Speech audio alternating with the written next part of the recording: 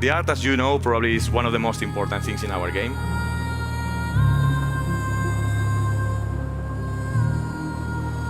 We wanted to go for an art style that is not so common in video games.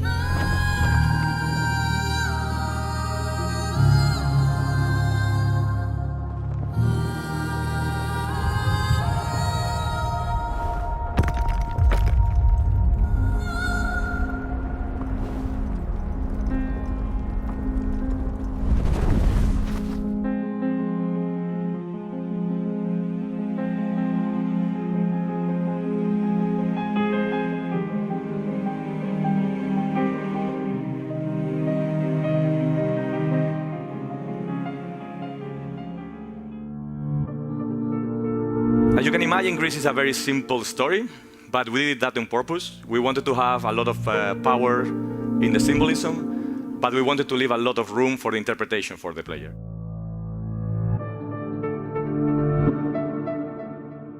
We knew we had this kind of a different art style.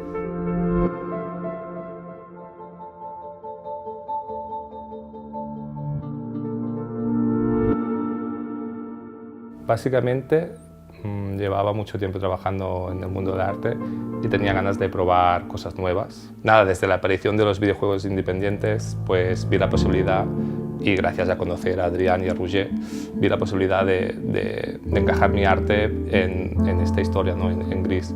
Pero fue gracias a juegos como Journey o Inside o Monument Valley que me abrieron los ojos para poder entrar en esta industria.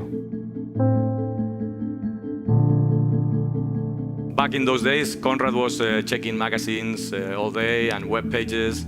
And then we started creating our first approach to the character. We wanted to go for a slightly more elegant, more minimalistic, but also more practical.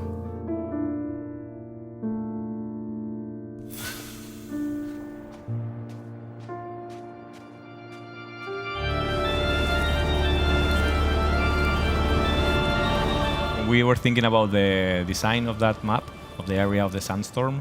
We thought about just having some music that was, according with the storm itself, but it was so powerful that when they did the music, we liked it so much that we decided to give it even more importance to the sound. Berlinist were with us since day zero, since the beginning of the project, even before we started the demo or anything, they were with us because we knew it was a very important part, the music and the art, and they did a lot of songs, crazy amount of songs. Sometimes you hear them, it's like, yeah, that sounds really good. No, I'm just going to throw it and do another one. Yeah. We wanted to focus on the mood, in this sense, in this type of world, in this type of landscapes that she is in. From time to time, you get some little progression, so it's like calm and smooth. From time to time, you hear these, musical notes that are telling you that you're approaching somewhere, or that remind you that you are into this type of journey. It's not about perfection, but it's about this transmitting, this conveying of this mood. It was a synergy that was created just for the art's sake. So when we planned the project, we decided not to do any dialogue, any text, so we can avoid localization. But also because for us, we wanted to transmit all the feelings with music and art.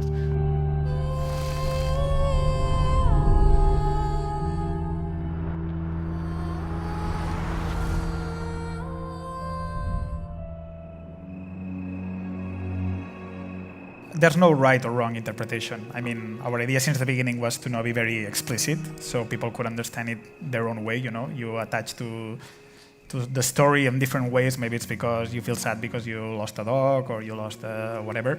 So there's no wrong interpretation. Our biggest fear, I guess, was people not getting it at all, which is what happens when you're not super explicit with the story. And most people that really hated the game is because, I don't know, nothing happened. There's a girl and then there's colors. That's great. So that can happen, obviously, and it's a risk when you don't have text, when you don't have cutscenes, when you don't have all that. But there's no wrong interpretation.